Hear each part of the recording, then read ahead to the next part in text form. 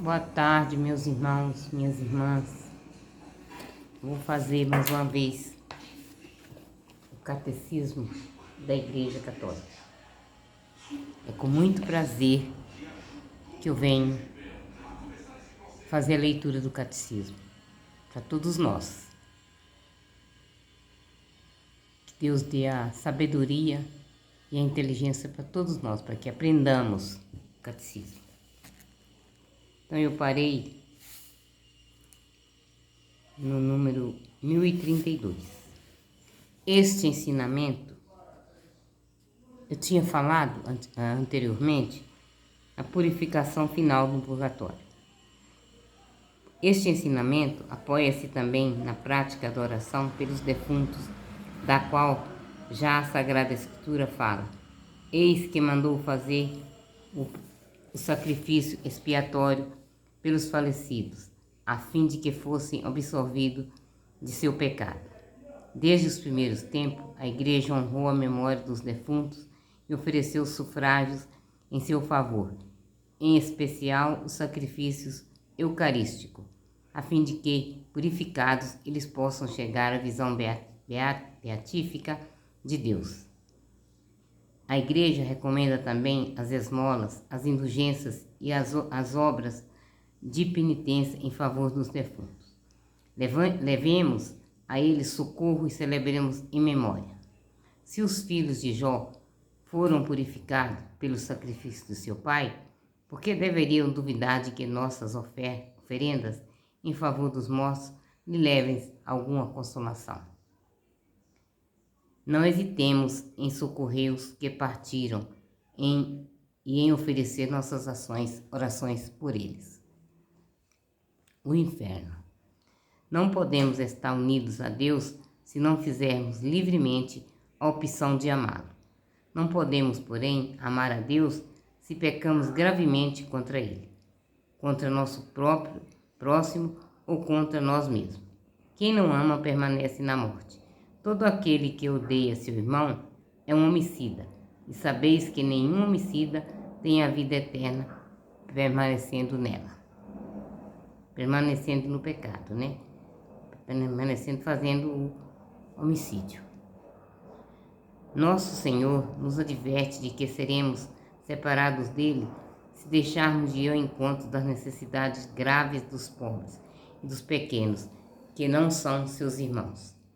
Morrer em pecado mortal, sem ter se arrependido dele e sem acolher o amor misericordioso de Deus, significa ficar separados do Todo-Poderoso para sempre, por nossa própria opção livre. A este estado de auto-exclusão definitiva da comunhão de Deus e com os bem-aventurados se designa com a palavra inferno.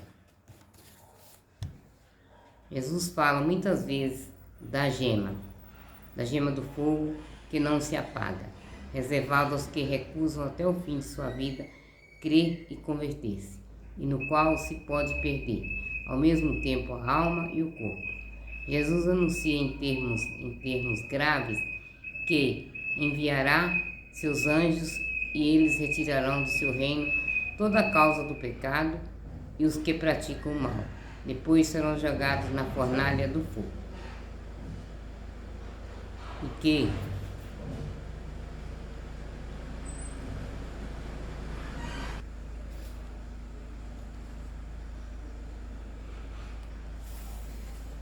E que pronunciará a condenação. Afastai-vos de mim, malditos, ide para o fogo do inferno. O ensinamento da Igreja afirma a existência e a eternidade do inferno. As almas dos que morrem em estado de pecado mortal descem imediatamente após a morte aos infernos,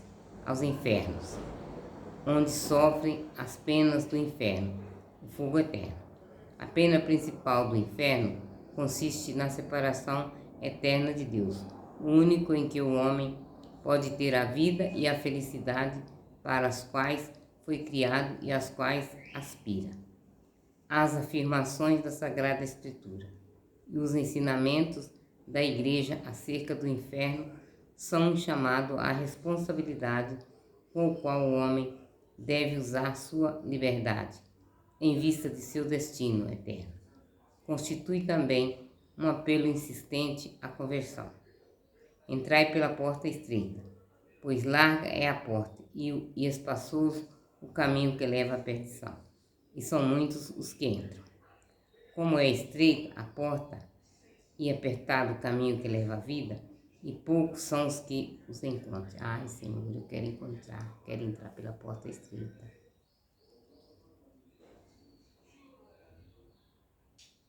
Porque a larga a gente sabe que o caminho é o inferno. Como desconhecemos o dia e a hora, conforme a advertência do Senhor, vigiemos constantemente para que, terminando o único curso de nossa vida terrestre, possamos entrar com Ele para as bodas e merecemos ser contados entre os benditos, e não sejamos como servos maus e preguiçosos, obrigados a ir para o fogo eterno, para as trevas exteriores, onde haverá choro e ranger de dentes. Deus não predestina ninguém para o inferno. Para isso, é preciso uma aversão voluntária a Deus, o pecado mortal, e a persistência nela até o fim. Na liturgia eucarística e nas orações cotidianas de seus fiéis, a Igreja implora a misericórdia de Deus, a qual não quer que ninguém se perca. Ao contrário, quer que todos venham a converter-se. Recebei, ó Pai, com bondade, a oferenda de vossos servos e de toda a vossa família. Dai-nos sempre a vossa paz.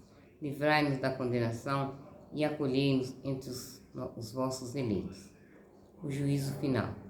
A ressurreição de todos os mortos, dos justos e dos injustos, antecederá o juízo final. Este será a hora em que todos os que estão nos túmulos ouvirão sua voz e sairão. Aqueles que fizeram o bem ressuscitarão para a vida, e aqueles que praticaram o mal ressuscitarão para a condenação. Então, quando Cristo vier em sua glória, acompanhado de todos os anjos, todas as nações da terra serão reunidas diante dele, e ele separará uns dos outros, assim como o pastor separa as ovelhas dos cabritos, e colocará as ovelhas à sua direita e os cabritos à sua esquerda, e eles irão para o castigo eterno, enquanto os justos irão para a vida eterna. Diante de Cristo, que é a verdade, será definitivamente desvendada a verdade sobre a revelação de cada homem com Deus. O juízo final há de revelar até as últimas consequências o que alguém tiver feito de bom ou deixado de fazer durante sua vida terrestre.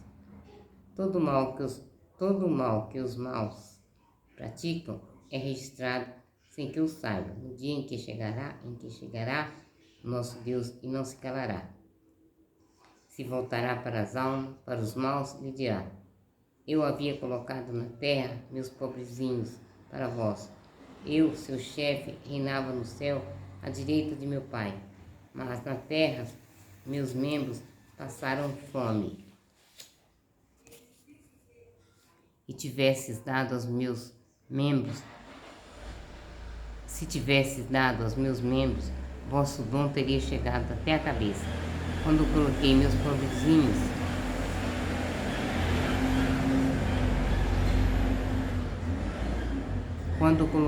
pobrezinhos na terra, os constituí meus tesoureiros, para recolher vossas boas obras em meu tesouro. Vós, porém, nada depositaste em suas mãos, razão porque nada possuis junto a mim. Juízo final. Acontecerá por ocasião da volta gloriosa de Cristo. Só o Pai conhece a hora e o dia desse juízo. Só Ele decide seu advento. Por meio de seu Filho Jesus Cristo, Ele pronunciará então sua palavra definitiva sobre toda a história. Conheceremos então o sentido último de toda a obra da criação e de toda a economia da salvação.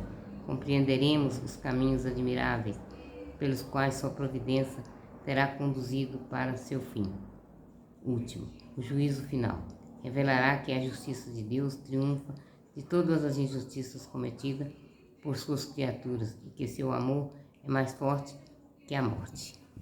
Glória a vós, Senhor. Pai nosso que estais no céu, santificado seja o vosso nome. Venha a nós o vosso reino, seja feita a vossa vontade, assim na terra como no céu. O pão nosso de cada dia nos dai hoje. Perdoai as nossas ofensas, assim como nós perdoamos a quem nos tem ofendido. E não nos deixeis cair em tentação, mas livrai-nos do mal. Amém. Ave Maria, cheia de graça, o Senhor é convosco. Bendita sois vós entre as mulheres, e bendito é o fruto do vosso ventre, Jesus. Santa Maria, Mãe de Deus, rogai por nós, pecadores, agora e na hora de nossa morte. Amém. Ave Maria, cheia de graça, o Senhor é convosco. Bendita sois vós entre as mulheres, e bendito é o fruto do vosso ventre, Jesus. Santa Maria, Mãe de Deus, rogai por nós, pecadores, agora e na hora de nossa morte. Amém. Então, meus irmãos, acabei de ler o Catecismo. Que Deus dê a todos sabedoria e inteligência para entender a palavra que vem dele. Glória a Deus por todos nós que estamos praticando o catecismo, aprendendo o catecismo. Glória a Deus por nós. Amém? Fiquem todos na paz.